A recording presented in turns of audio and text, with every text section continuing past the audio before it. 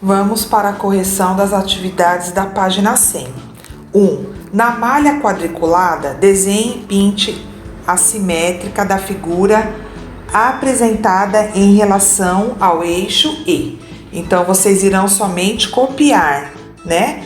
Então, eu tenho a figura da esquerda, eu vou desenhar a figura da direita, tá? 2. Marque com um X as malhas quadriculadas em que estão representadas uma figura e uma simétrica em relação ao eixo preto indicado. Então, não é a primeira de azul, não é a segunda de verde. Então, eu irei marcar um X aqui no quadradinho do desenho roxo, né, dessa figura roxa, e irei marcar um X na figura laranja. Agora, vamos para a página 101. 3. Silmara desenhou em uma folha de papel duas cartolas simétricas em relação ao eixo. Depois, recortou uma das partes dessa folha. Contorne a parte que completa o desenho que Silmara fez. Então, pessoal, para que essa cartola fique com a simétrica em relação ao eixo E, seria a cartola do meio, né? Porque o que eu tenho do lado esquerdo, eu tenho que ter do lado direito. Vamos para a 4. Marcelo desenhou um guarda-chuva em uma folha de papel. Depois, ele posicionou um espelho em frente ao desenho, conforme mostra a imagem ao lado. Marque com um X a imagem que representa o reflexo no espelho da figura desenhada por Marcelo. Vocês podem se basear pelo cabo do guarda-chuva, olha lá. Então, seria a figura 3. Está acertando, coloca um certinho ao lado. 5, da página 102. Observe como Lucas representou a simétrica da figura ao lado em uma malha quadriculada. 1. Lucas desenhou e pintou a figura em uma malha quadriculada e traçou um eixo E. 2. Em seguida, ele marcou um ponto F simétrico a D, deixando a mesma distância em relação ao eixo E. Nesse caso, uma unidade da mesma maneira, ele marcou os pontos E, G e H, como indicado. Então, vocês irão ligar aqui, ó, E, F, G, H e E, ok? 3. Utilizando uma régua, Lucas ligou os pontos como mostra a imagem. Observem a imagem aqui. A, B, C, D e DA. Então, observem aqui, ele desenhou abaixo e vocês ao lado irão pintar conforme a figura. 4. Por último, ele pintou com as cores correspondentes e observem assim a figura E, F, G, H, simétrica à figura A, B, C e D, em relação ao eixo E. A figura E, F, G e H, construída por Lucas, tem o mesmo formato e tamanho que a figura A, B, C, D. Nesse caso, dizemos que A, B, C, D e E, F, G, H são figuras congruentes. Agora, vamos para a página 103.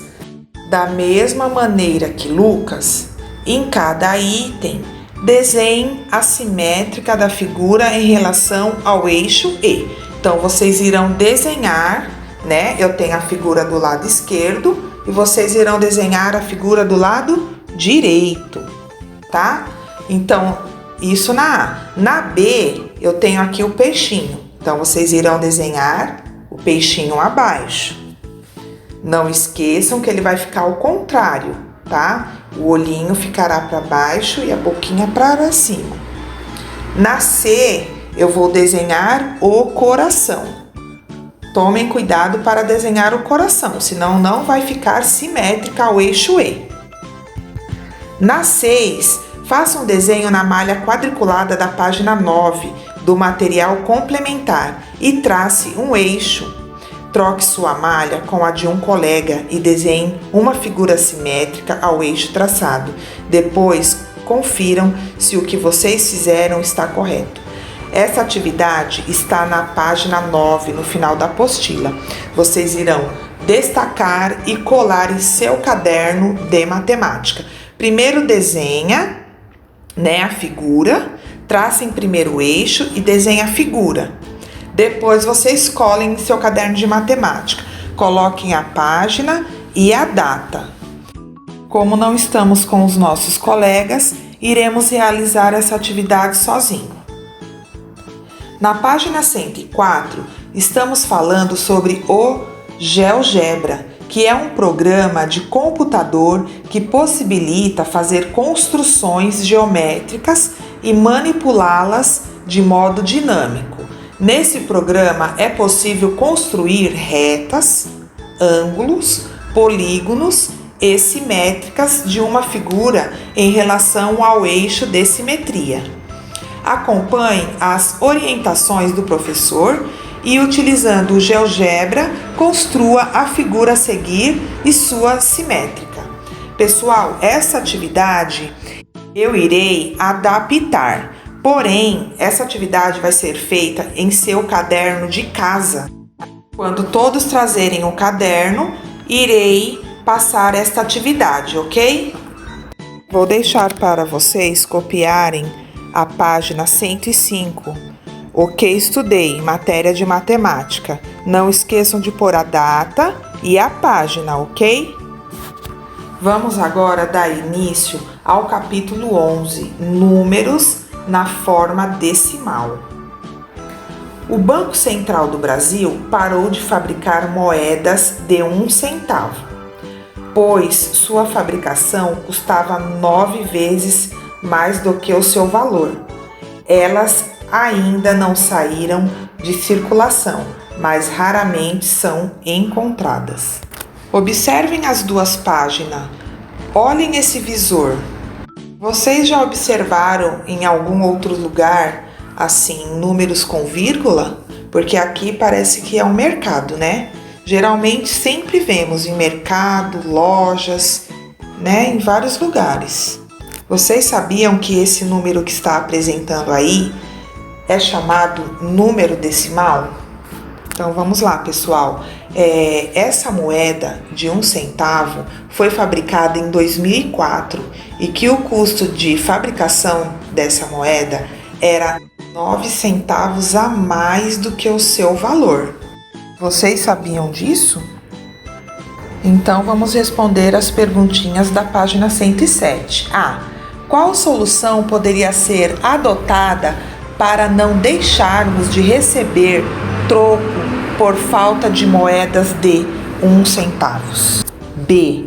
Se as moedas de 1 centavos ainda estão em circulação, quais são as possíveis causas de não as encontrarmos com facilidade?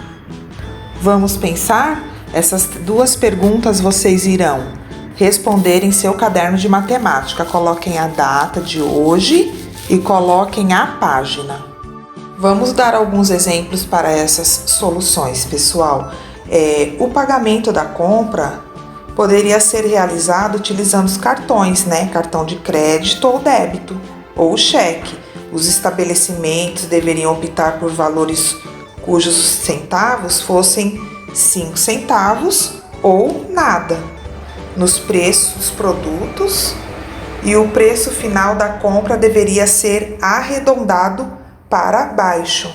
Assim, seria uma grande opção, para não ficarmos sem esse troco. Bem, pessoal, se essas moedas ainda estão em circulação, tem pessoas que guardam essas moedas e acaba que a gente não encontra mais, Agora, Vamos para a página 108, vamos falar sobre os décimos. Já representamos a 10ª parte de uma unidade por meio de frações, né? Vamos estudar outra maneira de representá-la. A figura ao lado representa uma unidade, certo? Ela foi dividida em partes iguais e uma delas foi colorida de azul. Em quantas partes iguais esta figura está dividida? Então, pessoal, é só contar aqui. Então, eu tenho 10 partes. A parte colorida de azul indica 1/10 dessa figura. Podemos representá-la utilizando fração 1/10, número na forma decimal 0,1 e por extenso 1/10. 2. Utilizando uma fração e um número na forma decimal, represente a parte colorida de amarelo na figura ao lado. Então, vamos lá. Então, eu tenho quantas partes aqui? Vamos contar. 1, 2, 3, 4, 5, 6, 7, 8, 9, 10. Então, eu vou pintar 6 partes. Então, eu vou colocar aqui ao lado a fração 6/10, 6/10, ou 0,6. Neste capítulo, chamaremos número na forma decimal, simplesmente como número decimal. Olhando, pessoal, aqui na figura 1, a parte azul representa a 10ª parte de um inteiro.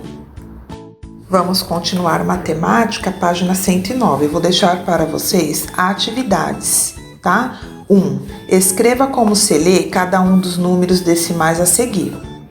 2. Escreva a fração e o número decimal que podem representar a parte colorida de vermelho em relação a cada figura. 3. Pinte. 4. A figura abaixo está dividida em partes iguais. Pinte algumas partes dela e depois escreva uma fração e um número decimal para representar as partes que você pintou em relação ao todo. Vou deixar essa atividade para ver se vocês conseguiram entender a explicação da página 108. Tá bem facinho, ok? Até a próxima aula.